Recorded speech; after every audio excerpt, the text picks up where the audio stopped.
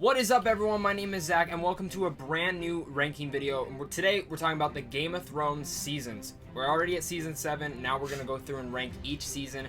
This might be a long video, so get some popcorn, buckle up. And if you guys haven't, this is my friend Tyler. Introduce yourself, man. Tyler. He did do my ranking. He reviewed season 7 with me as with my friend George. But today, it's just us two. We're talking about the seasons. We're ranking them. Let's see what comes down, and also make sure to comment down below and tell me how you would rank the seasons, because, I mean, everyone's going to be super different on this. Alright, so first off, I'm going to start, and I think me and him both had the lowest, for our lowest season, which is going to be, coming in at number 7, is going to be season 5, and I think you have the same one, right? Yep. So, I think we're just going to go through highs, lows, and kind of something in the middle. The only highs for me in season 5 were Hard Home, and I think you're kind of the same way on that. Yeah. Hard Home was like the highlight of it. You got to see like the crazy, like, how crazy the White Walkers. Man, I mean, just seeing how devastating they are, and I think that's the reason that season 5 really only sticks out for me. Because for me, Arya's storyline was kind of boring.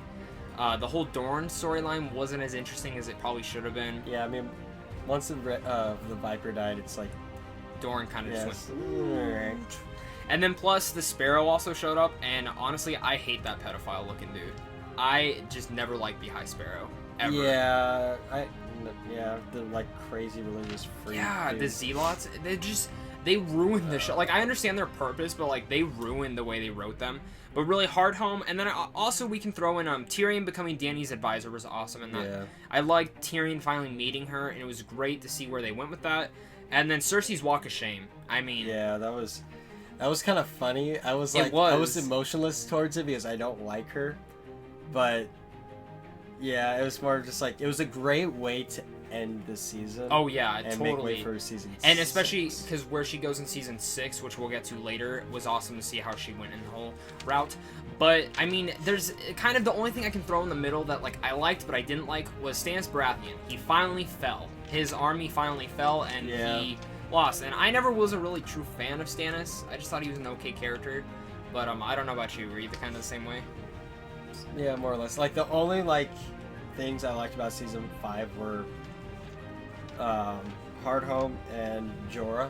Yeah, like, Jorah, he's always great. I love Jorah. I think he's a great actor, but also a great character in the Game of Thrones. Did he get, the Grayscale? Yeah. Wasn't it in Season 5? I'm pretty sure he got it, and then Season 6, Dany sent him away.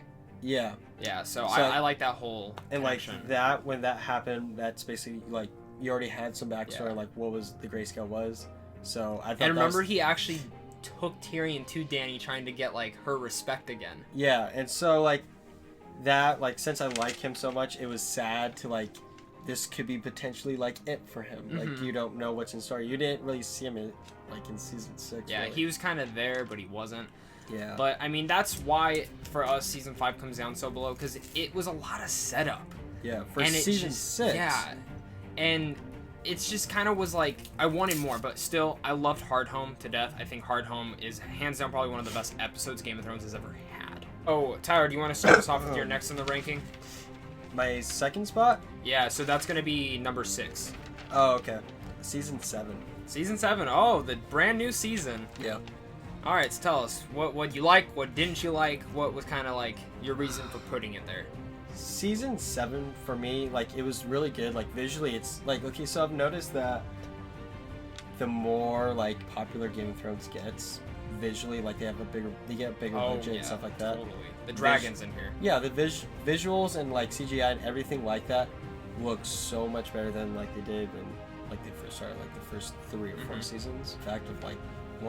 How fast. Yeah, the structure of the season was, if the whole show had ran like this, we'd probably be already done with the show. Yeah, there wasn't a ton of it where it was like, what's going to happen next episode?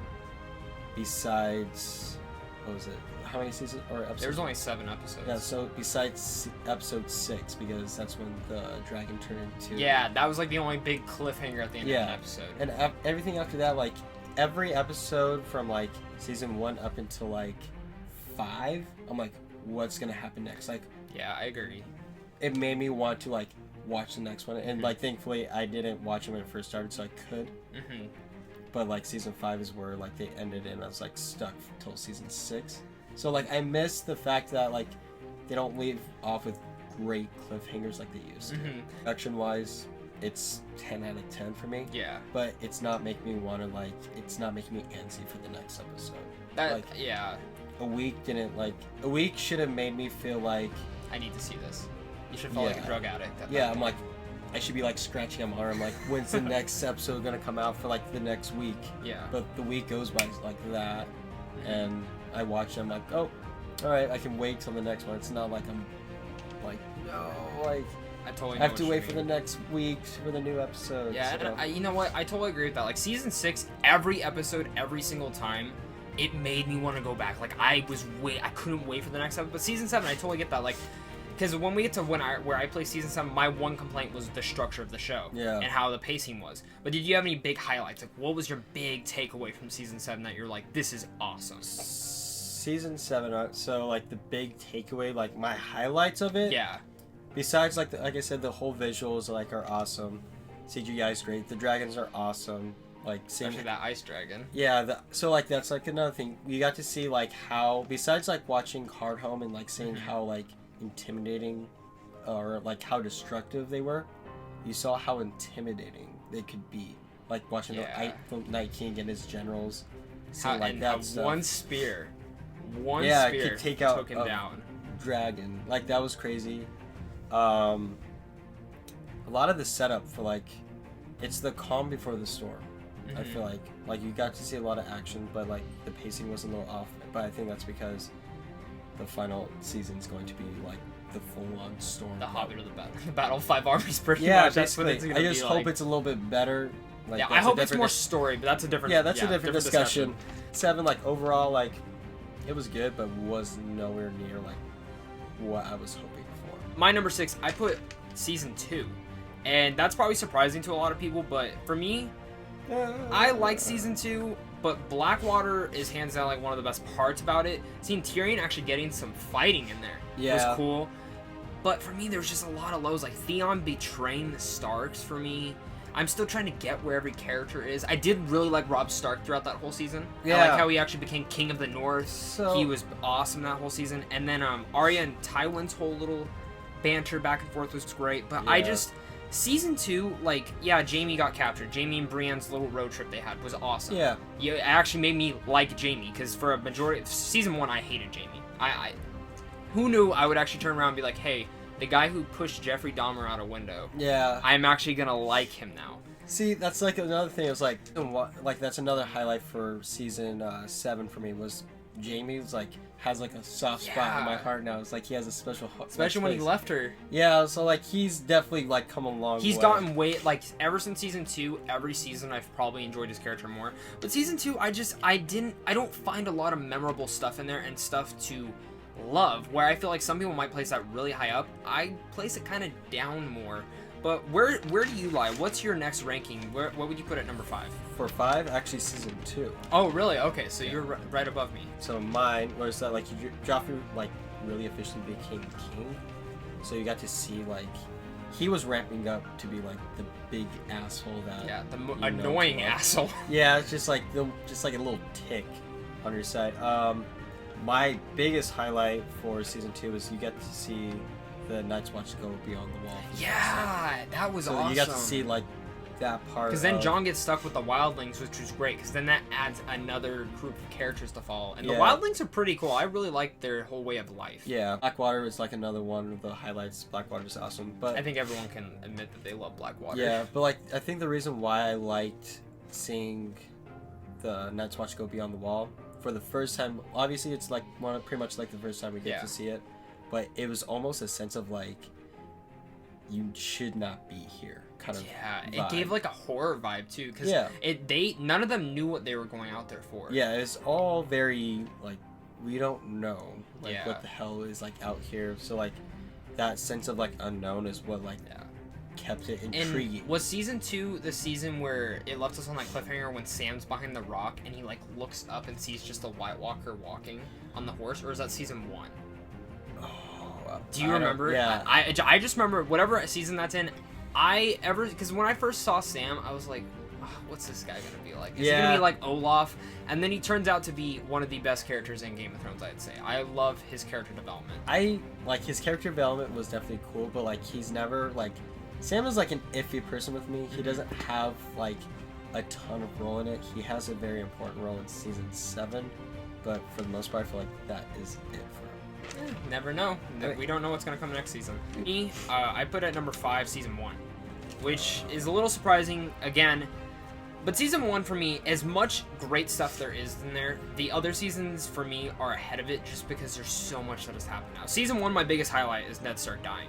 When I first watched season 1, I didn't know that was gonna happen. I was shocked because they built him up to be this main character, and then it's like, Axe dead. Yeah, so like that's the reason why like season 1 was pretty cool, is because you get all these like people, Robert Baratheon, all of these people. Like, you're thinking they're all gonna live. Yeah, and then if you're a huge fan of the show, and if you're watching this, you probably are. Looking back and like looking at like how each character was when you first got introduced to them, 180 difference on like personality. Everybody's so much different. If you look at every character, Arya, Sansa, Jon, Daenerys especially, where she's come from being raped by Khal Drogo. My favorite one is Tyrion. Yeah, Tyrion has come huge. Because like I remember, it's like I vaguely remember, but it's like I remember when like Tyrion was first introduced, he was like stumbling out of a pig trough or something. Yeah, something like that. With the Lannisters, his family, he's like all drunk. It's like he's the drunk of the family. And you expect him to just kind of be the comedic relief throughout the show, which he still has. But the last season was some of his best acting. I would agree. So as much as he's in this this much, but he has some great acting in it. I felt like season 1 also had a lot of more shocking moments. I mean, pushing Bran out a window. You don't start your first episode by pushing a kid out a window. Yeah. And also like Dany's character development throughout it. Khal Drogo, Jason Momoa is in there, and I miss him so much. I do too. I love Khal Drogo. I understand why he died, but he was badass. Arya's whole training with the dance teacher. Yeah, that was really great. cool. I liked that whole thing, and then the direwolves. I mean, they introduced the direwolves. Yeah, that's like when I realized I wanted a Northern Inuit breed dog. That's what they are. The reason why I stuck with it and I got so intrigued and it just like hooked me really fast, because first season for like any show is usually pretty mellow. And it's hard to get into first season. It's usually, for me, like seeing like all these crazy things that like you usually don't expect from most, and that's what shows hooked me. Is like, all right, like you push like this kid out of a building. Yep, you're like, man, I gotta watch the next one. You're like, holy shit, like that's crazy. Did the kid live? Yeah, like there's a lot of very like, should this be on TV? Like a lot of like the weird incest stuff. I think the main thing that everyone sticks out is, like I said, Ned's death. Yeah. It's the most shocking thing in season 1, because I didn't expect it, and then once that happened, I was like the whole time it's leading up, you're like, someone's gonna save him. Like, this is TV, someone's gonna jump in. There's gonna be some rebellion. No. Head chopped off, and you see everyone just like. I remember my jaw was like, they just killed the main character. I was like, I was like, what? Like, I love that character. I was like, I was like, love that character. Miss him to death. I wish he was in it a little bit more. I wonder how the show would be so different if he wasn't here. But so since your number 4 is also season 1, we'll just go back to my season 4 or my ranking of number 4, and my number 4 is going to be season 7, which you've already previously stated. My big problem with season 4, or my big problem with season 7 is this season would probably be like super high up if you were given 2 or 3 more episodes to character development, to more make me care. Because I think my biggest thing is that as much as I love seeing Littlefinger die, I didn't feel a lot of build-up. It's like Littlefinger's character was super prominent the first few seasons, then he kind of went into the shadows and comes back randomly, and I'm expecting for this big thing to happen with him, and it just never did. I'm glad he's dead. I'm glad how he died. I just didn't feel a lot of emotion towards it. I was just more shocked, because when she turns around, she's like, Lord Baelish? Yeah. It's so funny. See, like, the build-up, you're, like, expecting, like, build-up, like, you were wishing there was more build-up. There kind of was, though. Like from the start, like he was in Winterfell. Yeah, and he had like this weird like shadow over him. Yeah, like, he always has, and I just wanted more from that. But that's But pretty no, much I know what you're talking about. Yeah, with it's this the whole character. season. It's the whole season though that had that problem, like you and me stated. Yeah. But I'll talk about the pros because we've already bashed season 7 for the cons. My pros: the Hound. The Hound through the whole entire season 7. I wish there was a little bit more action with him because that's the reason why I like him. I do wish there was more, but he was superb in this with his dialogue. His reunite with Podrick, with Brienne, him talking with Brienne. I was expecting like heads to roll, and Brienne, they talked like divorced parents talking about that kid they lost. We expect, like, we talked about this like reunion thing back in the other episode, with season 7. But it's like, I like how it was very like they just saw each other and like the smile he gave. Yeah, when he heard Arya was okay, just was awesome. And then his reunion with his brother. Pretty much like the biggest highlight for me, and I probably already said like my other biggest highlight for season 7, but like for sure, like Hound has been like my favorite character throughout the whole show. Two things I haven't talked about season 7, which are the other two big highlights. One, Daenerys and Jon finally meeting. Yeah. It was great to see them whole, and then they also had sex. Incest, cool. Another incest relationship. But my second one is not the dragon becoming ice, but is seeing how powerful Daenerys' army is when she rode in and destroyed that caravan. Yeah. And I mean, the dragon was cool, don't get me wrong, but the Dothraki, they were playing for game. It was a game to them. Like you saw a little bit in like earlier episodes. Yeah, this was the first definitive that we see how powerful the dragons are, and the Dothraki are. Like you saw, like I said, you saw kind of like in the early episodes, like how like brutal the Dothraki were, but not on this scale. No, and like I said, not on this scale. Don't get me wrong. I really liked season 7. I just need a couple more episodes from it. But tell me, Tyler, what is your number 3? What would you rank in number 3? 6. Man, 6. All right, tell me about it. Bastards. Yeah, Battle of Bastards. Love that episode. With Hand in Battle of the Bastards, Ramsay finally dies. By his hounds. Yeah, like that's like another thing. It's like we don't. I mean, I guess we do have someone we can hate in this. Cersei. Cersei. Cersei's a love to hate though. Like you understand why she's doing it because she's been so shit on. Yeah. But she's also a bitch, so. I feel like you need to have someone in like episodes or seasons where you just can't stand this person. Mm-hmm. And Cersei's that one right now. Yeah, but you also, like you said, you love to hate her. Mm-hmm. But Ramsay, he's honestly, I kind of love scum. I like the him too. But it was because the actor played him so well. I think that's why. Because that character, no matter what, you were gonna hate the character. Yeah. But the actor gave him such good chemistry, or not chemistry, but charisma to what he was doing. Like when he kills his baby brother. Yeah, his father, the mom, like just insane. It was brutal. Yeah. So like, in weird ways, like I enjoyed Ramsay as a character in the show. Still hated him, but he was a good character for the show. Yara is awesome. You got to see a little bit more of Theon's I like how family. she's like a lesbian, but like I like how she is like, especially when they're at bar and she's like flirting with all the women, and he's just like watching. It's like, I don't have a dick. I can't do anything. Yeah, that's another reason why I hated Ramsay. Kind of just who cuts off a man's dick? Like, and then ate a sausage right in front of him. That's messed up. Lady Mormont. Yeah, we got introduced to the sassy. Honestly, if anyone deserves the throne. Yeah, like she's just a really like, I was not expecting like all these people think like all these like big burly men think she's like a joke. No, but she's like, no, awesome. She's gonna put you in your place. Awesome. Return. Yes. And I remember you and me called it for so long that he never truly died.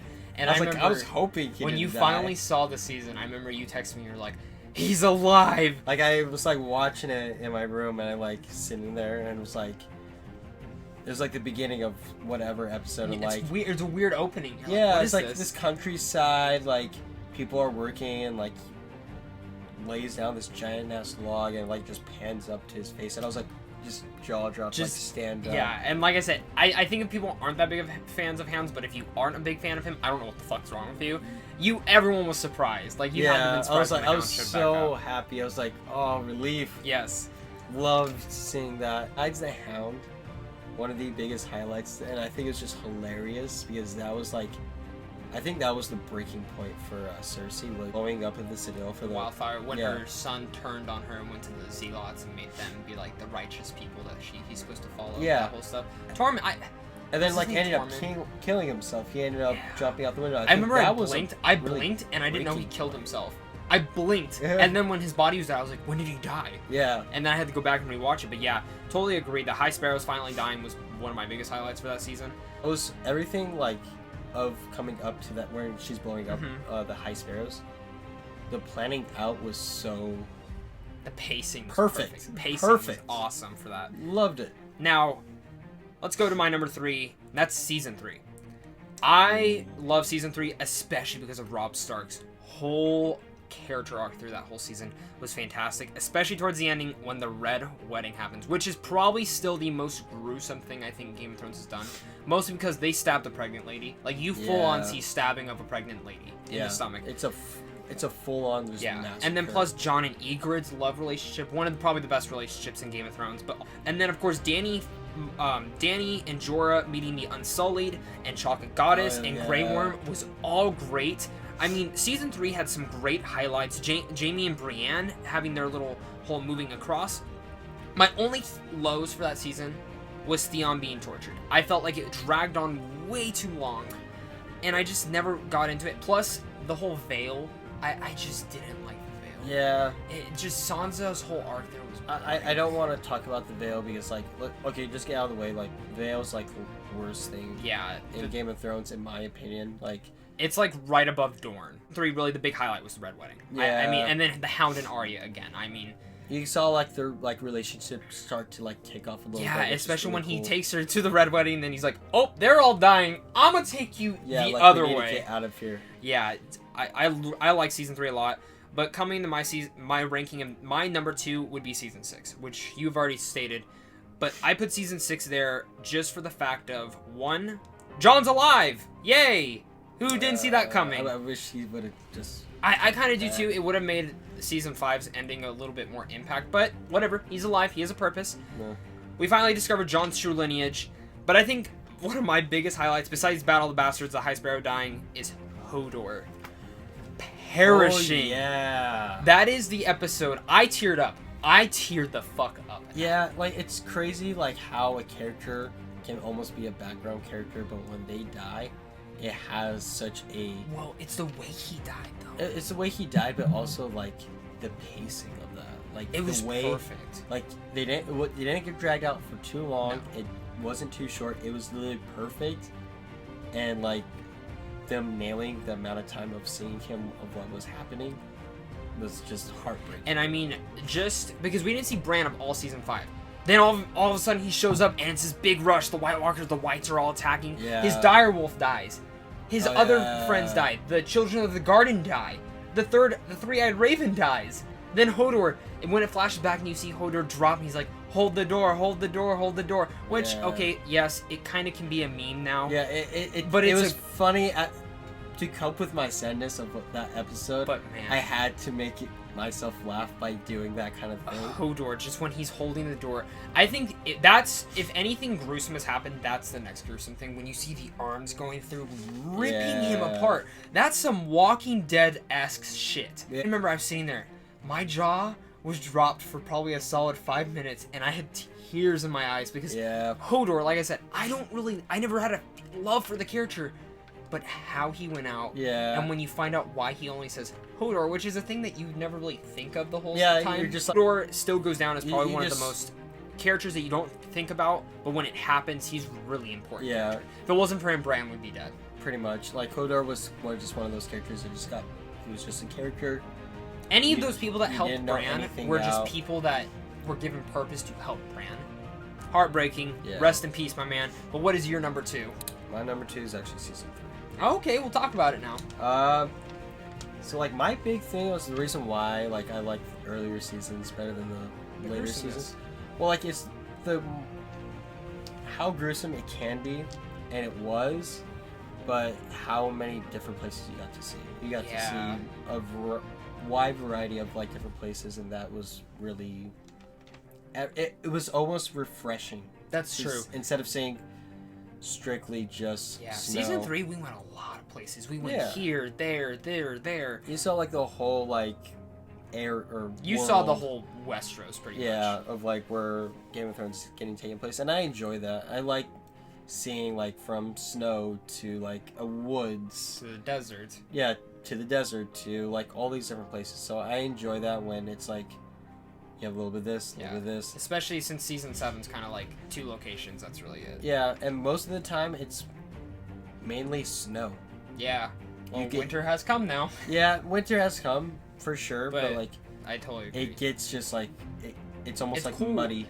And that's what I agree with. Is like especially like if you play an RPG, you don't want to just play like in that same central location. You don't just want to walk through a desert because it gets boring. Like but you take like the new Fallout for instance. There's forests, there's desert areas, there's towns. You have like ground cool. zero area. Yeah, and that's what I mean is that like I totally get what you mean is that it's cool to see different areas. Of the world. You need to have a little bit big world. Yeah, you need a little bit of diversity in it, which is the reason why I like season 3 so much. To the wildlings. Lots of the wildlings, yes. I really like the wildlings. You get to see. We forgot to talk about sex in the cave. Oh yeah. Another good sex scene. Yeah, she's really Egret. Hot. Yeah, redheads, man. Redheads for the win. Always. Rest in peace, Robb Stark. Yeah, Robb Stark dying. Honestly, like he died by the crossbows, right? That's when they were shooting up above, shooting him. Because Caitlyn died by the throw. Yeah. Yeah. But Robb Stark, he was like definitely one of like the better characters in my opinion. He's a character you kind of like forget since it's been so long. Oh but, yeah, like, at the same time, season 2. It's 5 seasons. That's a lot. But I mean, like you really think about it, like Robb Stark, he's a character that like you go back and think of him and man, he's important. Yeah. And you miss him. Yeah, he's also like a great actor. Red Wedding. Yeah, Red Wedding's the biggest highlight of season 3. But I think we're at our number 1. I think you have the same one. Yep, we have the same one. Let's say it out loud. Season 4. Okay. I don't know where to start, because Season 4, the only low I have is Jaime raping Cersei on top of Joffrey's body. That was weird. It's just weird. Like, but I mean, like, would you ever have sex on your dead son's body? No, but like at the same time, that's what makes Game of Thrones so great. Is the weird, crazy stuff that should not be on TV, but since it's on TV, you're like, all right, this is like a unique thing. Now, there's so much to talk about Season 4. We might miss something, so comment down below if we do miss something from our favorite season. But first, I think the main thing I want to talk about is Oberyn the Mountain fighting. That fight scene. Now, given when Oberyn had won... Very short, though. It was short. But when Oberyn had won, I'd be like, damn, he won. I'm so happy he won. Then, nope, blinked, all of a sudden his eyes are out. Yeah, but like, he just got cocky and he was all raged by He did still kill the mountain, though. He did still kill the mountain. He won. Yes. He basically won, but he got fueled by rage. And I remember Tyrion, you see his face, he's so happy, and then it's just like... it's just crushed. Like, and then Oberyn's wife is just like screaming. Yeah. And then you see Cersei's face change from like, damn it, I wanted him to die to happy. You're like, oh, so relieved. Yeah, and I mean, Season 4, you have that. Joffrey dying, of course. Thank God. The actor, you know what, I will give credibility. The actor's really good as Joffrey, because he makes you hate him. Well, yeah, like, and it's... Some of it is definitely dialogue and like directing, but like a lot of it comes from the actor, and the actor like really made you hate. Yeah, Joffrey. Totally. Great actor. Now, Night King making babies. Oh yeah, you see how the White Walkers are made. Yeah, which is one of the things, because I remember in season, sort of. Was it season 6 where we actually saw how the children of the Garden made them? Oh yeah. And then this season we see how the Night King's actually growing his army. Yeah. Which, do you want to say that theory really fast that Curtis brought up? Yeah, our friend Curtis, Now we might totally be off. Maybe the Vale have done some, or the Valerian have done something else, but bring it up. But he's got into it finally after months, probably years of like trying to get him to watch it. He's like, I think he's on like season 5 right now. Yeah. And he like gave us he asked me, he's like, are the White Walkers Valerian? Like the Valerian soldiers, the Valerian people. Yeah, and I was like, that's a great theory. And it could he asked me, he's like, so you don't even know? I was like, no, that's what I'm saying. It's a great theory. Like, I have no idea. I've never heard of that. Like, and like I said, for all I know, maybe there's something else to do with them. We're totally missing out. But that's a theory you guys can think about. Think about it. Do some research. Tell me down below. But I mean, also the Night King. I think the big other thing about season 4 was Tyrion's whole arc. This was the last time that we really got a big Tyrion arc. Tyrion was the main focus of season 4, in my opinion, and seeing his arc of how he killed Shay, his dad, especially like killing your dad on the toilet, a little fucked up, but a little funny too. It was funny. I mean, they could have easily done like different ways. I don't think there's any significance. Yeah. On why he got shot on the toilet, but the fact that it happened was pretty funny. Yeah. And also, let's talk about the other shocking moments. The Hound versus Brienne. Two, at that point, were some of my favorite characters in the show. Yeah. Brienne and the Hound. At that point, I didn't want either one of them to die. Yeah. And leaving the Hound to die, when you don't see someone die, they usually don't die. Yeah. But that fight scene was great. That was brutal. Like, they were punching each other, they were hitting each other, and Podrick and Arya are just watching it happen. Yeah. And, like, that's also another really reason why I like season 4 so much, is you got to see, like, almost like the peak of Arya's and the Hound's relationship. And like, it was perfectly paced, too. Yeah. Like, at times, like, it was cool, and at times, like, it seemed like they just hated each other, but they knew they had to stick together, which was pretty cool. And I like that because, like, you can tell that the Hound cared for Arya, which you... Like, when you first meet the Hound, like, yeah, he says kunt and fuck, but you never really get, like... You don't get enough behind the scenes. I think season 4 showed a lot of him, like, saying he has a heart. Yeah, it's just very, like, frozen over. Yeah, it's a very cold and heart, I'm glad he showed some love for Arya, and Brienne, her actually like trying to help Arya, and it's just really like season 4 threw so much down, and I think season 4 overall, like, there's no lows. It's just such a strong season. You also have the episode of The Watchers of the Wall. Which was really cool. You got to see like some of the stuff that the wall like is capable of doing, like to protect itself. And Ygritte dies by Ollie, the little fucking kid. Yeah, he actually ends up dying too. No, remember he died by Jon Snow. Yeah, fuck him. I hated that character because he was part of the whole conspiracy thing. Yeah, but really, I love or not conspiracy, but like the murdering of Jon Snow. Yeah, thank God they all died. But really, just like I think season 4 is. At this point, the peak that Game of Thrones has hit for just a storyline. Yeah.